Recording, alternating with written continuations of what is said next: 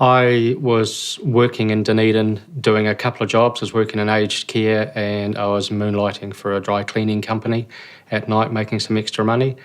I got diagnosed with HIV via a needle stick injury at the dry cleaning job that I was doing. The test result came back positive and I was sent off to talk to my GP.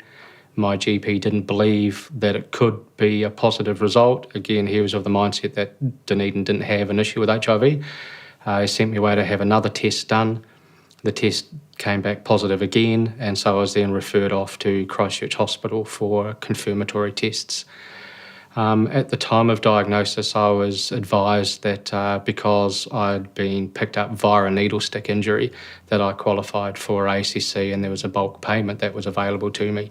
I never chose to accept that option because although I was diagnosed via a needle stick injury, I was also a gay male and I couldn't confirm whether it was the needle stick injury or whether or not it had been from a previous unsafe sex partner that I'd actually contracted HIV.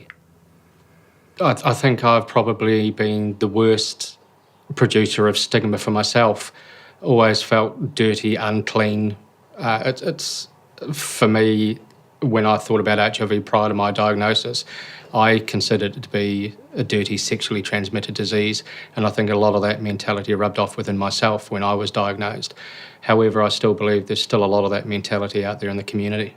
I had an occasion just recently where I opted to go and have some elective surgery for glue ear, and at the private hospital that I went to, I was labelled with big labels on my arm, HIV positive, as I was wheeled around the hospital. It just made me feel completely unclean. There were a couple of occasions where I thought it would be better that life was over rather than having to go through the ordeal of living with HIV and being labelled and having the stigma that went along with that.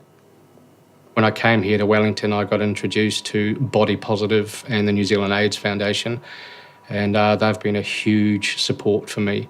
As a result of their care and nurturing, I'm now on the board of Body Positive and have opened an office in Wellington to provide support services for positive people and now have quite a large positive support network around me. My message to New Zealanders is it's time to come out of the closet with HIV. We are people living with a chronic illness. We are normal people worthy of love and respect as everybody else is. It's time to start talking about this disease.